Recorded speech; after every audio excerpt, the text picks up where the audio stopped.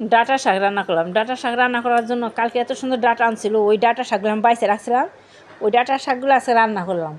ডাঁটা শাকগুলো আমি একদম আস্তা ধুয়ে ঝুরি করে কাইটে নিছি, কাইটে তারপর কড়াইতে দিয়ে দিছি আমি তেল, কিছু রসুন নিয়ে নিছি আমি বাইসে ছুইলে, কড়াইতে তেল দিয়ে তেলের মধ্যে দিয়েছি কালো জিরা, শুকনো লঙ্কা আর রসুন।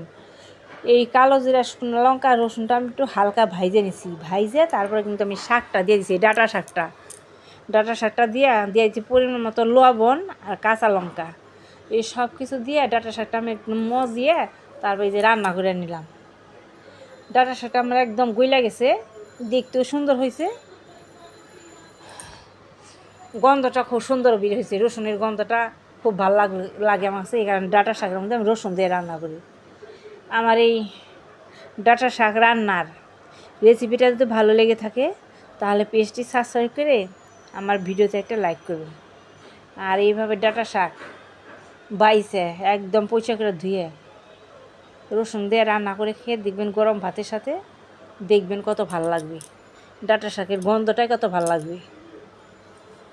একদম মজে গেছে শাকগুলো, আমার মজে একদম অল্প হয়ে গেছে, অল্প একটু। আর আমার ডাঁটা শাকও রান্না হয়ে গেল। আর এইদিকে আমি আবার চুলায় বসিয়েছিলাম ডিম সিদ্ধ, এদিকে ডিম সিদ্ধ হয়ে যাক, এদিকে আমার ডাঁটা শাকও হয়ে গেছে।